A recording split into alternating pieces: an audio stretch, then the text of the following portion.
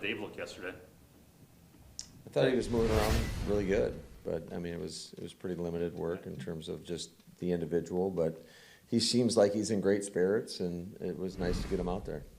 Anything prevent him from going today, or will he do the same stuff today? Yeah, as far as I know, it's up to this point, he was going to do the same thing. Is Jenkins and Tanyan ready for team stuff yet? Not quite, no. Christian got through his teamwork okay? Yeah, he did a nice job. We weren't out there very long, but when he was in there, he did a really nice job. He cut a nice high cross. I don't know if you guys saw that one, but yeah, you could definitely feel his speed and size out there. Any clarity on Vernon's shoulder yet? Nothing. I have not been updated yet. You're short on experienced safeties. Is that a concern? Even maybe not so much for Thursday, but going forward? Yeah, I think that's something that we're well aware of.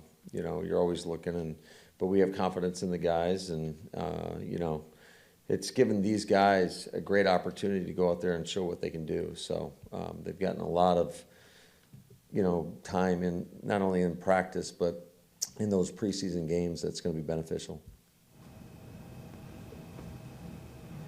And when you're calling plays in a preseason game, like I ask him because the Ravens have won like 20-something in a row now.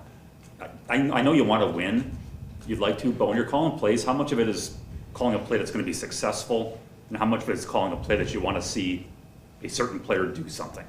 I think that's always part of it. I think certainly you want to put those guys in position to have success. So I think that's always at the forefront of your mind when you're going through the plan. But at the same time, you definitely want to put certain guys in situations to really see what they can do. So is that a big focus on them in your quote-unquote game planning? Just to come up on like a third down sheet to have something specific? Well, and there's certain things that you're going to hold back for the regular season. So yeah, but I think that's one of the tricks too, from an offensive standpoint at least, with the preseason, is just when do these plays get called, who's going to be in there. So a lot of times on the call sheet you may have multiple formations just dependent upon who is in the game. Can you recall how many times, if any, a guy in the third preseason game, or fourth as it were back in the day, really did something to really kind of make you pause and say, this is a guy we got to keep? Yeah, I remember there was a guy, I know back in my time in Washington, we had a returner named Brandon Banks that I think took one to the house, and we're like, oh, we probably should keep this guy. But yeah, no, but I think it's just a cumulative effect, I guess, of all the games. You're trying to weigh everything that these guys have done, not only the games, but the practices. I think that's where you truly get a better indication of what you got. Obviously, you don't want to discount the games because that's real football, right? And the circumstances are a little bit different. It's how we go out and play. You want to see how guys perform underneath the lights, and there's an added, I would say many times for most of the guys, there's a little bit more pressure when there's people in the stands, everybody's watching. So you just want to see how they respond to those moments, and you try to tell them all the time that, hey, it is no different. You know, you want to treat practice as game-like as possible, but I do think that there is a little something more to it. Matt, where do you weigh special teams a little more than you would in the past, just with Rich's voice in your ear for some of those bubble guys?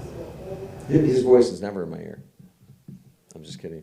No, I know. Yeah, no, absolutely. I think we're definitely putting a big emphasis on that. I mean, certainly that's been an area that's kind of bit us in the past, and we got to make sure that whoever makes a roster has a role. Whoever's getting a helmet on game day has to add value to our team, and it may be on that third phase on special teams, which we've obviously learned that it's, and we all know anyways, but it is of the utmost importance. Hey Matt, where have you seen Danny grow the most today, you know, from when he came in last year as kind of a COVID replacement in that quarterback spot? Yeah, just I would say overall knowledge and command of our offense. I think he's done a really nice job. He's been always asks great questions. He's very intelligent. I think he kind of sees the game through the lens of almost a coach, and I just think that anytime you get thrust into a situation like he was last year, that's a tough spot to be in. So he's had a whole off season with us. He's had all of training camp, and you've seen the growth on a daily basis. Although he has limited reps, I feel like he's maximized those when given those opportunities. Hey, Matt, getting back to those special teams, where do you feel you and Rich are at in terms of personnel? Do you feel you have a really good handle on who your key guys are going to be, or are there still some things to be determined in this last preseason game? I think we have a good idea of who the guys are going to be, but certainly guys, improve over the course of a week and into the games, and we've seen that from many guys. I think the improvement has really kind of stood out, especially with certain individuals. So I still think there's ability there to make your mark in this next game as well. Right, you talk about the three backs. You want to, if you keep a third, you want them to be really good in special teams.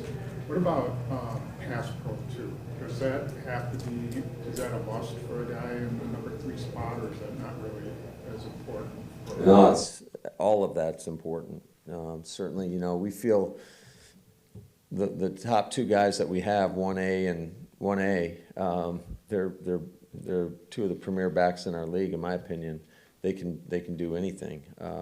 But no, the third back, I think pass protection is a huge part of it. In case you get into a bind in a game and you need them to go spell on a third down, it's absolutely critical. So all of that plays an important part to it. Taylor's had some pickups because they blitzed when he's been in the game, it seems like. But the other guys, I don't know if they've had those opportunities. Do you know enough about Dexter and Goodson? Yeah, and we've seen a lot in practice too, and certainly we'll give them another opportunity. We're going to do some one-on-ones today where there's going to be some one-on-one pass protection for those guys. I realize it's a lot different than when you're out there and there's 21 other guys on the field and there's a lot of moving parts in terms of just the recognition and then the execution of that block. So I would envision these guys get a few more opportunities in this next game, especially knowing the type of defense we're going against, a very aggressive defense that, they've shown a few all-out pressures, and I would envision that not changing going into this game. Just curious, Matt, you worked out a schedule for the guys with this now off week of a preseason, going into the regular season. Are guys going to be off for a few days, or have you got a plan? Yeah, we have to give them, I know, Friday, Saturday, Sunday off. So that's just part of the CBA or whatever.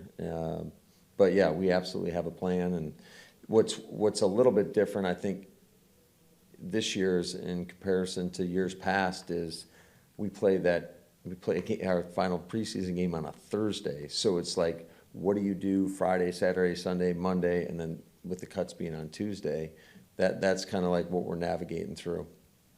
Because it's just too long of a layoff, you know what I'm saying, without going out there and practicing, and so we're just going to make sure that our plan's on point for that period of time. When you're plotting the 53 and then roles on the team going forward, what do you do with a guy like Tyler Davis, who's, you guys have spoken a lot about him? He's practiced well, and then he's had the 2 pretty big mistakes in the games. Yeah, no, we still have a lot of confidence in Tyler, and certainly I know he was disappointed with the fumble, and I know he had a holding penalty or whatever, but he's done a lot of good things too, and it doesn't always, it's maybe not as glaring as those 2 plays in particular, but I feel like he's definitely done a good job in a lot of aspects. I think just number one. His value on teams alone it's definitely noticeable, and it's not just in the games; it's been in practices as well. And he's still a young developing player. I think there's a lot of growth there for him, and we haven't lost any confidence with him over 2 plays. Talking to Jack Heflin yesterday, he seemed really, really disappointed in his performance against the Saints. When a guy is that hard on themselves, do you push on that, or do you kind of back off and let them self-evaluate? Just how have you seen him kind of try to stand out in a very deep group? Yeah, I think every situation's a little bit different. I do know one thing. I wasn't aware of that it was as bad as you made it sound. I thought he went out there, and sometimes you're just not given great opportunities either. Whether you got to be at the point of attack in order to make a difference. But I loved the way he ran to the football and the effort that he displayed every snap. That's one thing that you can always count on a guy like Jack, is he's going to give you everything he's got. 2 more, please. Matt, does it matter if Andy Reid plays his starters and all of that affect their decision at all? No. Did you make a decision yet on that? Are you playing starters? I haven't told our guys yet, so I'd rather tell them first before I tell you guys. I'll keep it on the down low. All right. Okay. You'll let us know tomorrow, though, right? Sure. Make sure you tell them tonight. I want to see. Quite frankly, I want to see how these practices go. I told the guys I didn't think yesterday's practice was good enough. It tends to be that way when you are coming off a layoff or a time off for our guys, and I think that's everywhere I've ever been. But we just got to be more conscious of that and really try to focus and concentrate when you are coming off a couple days off.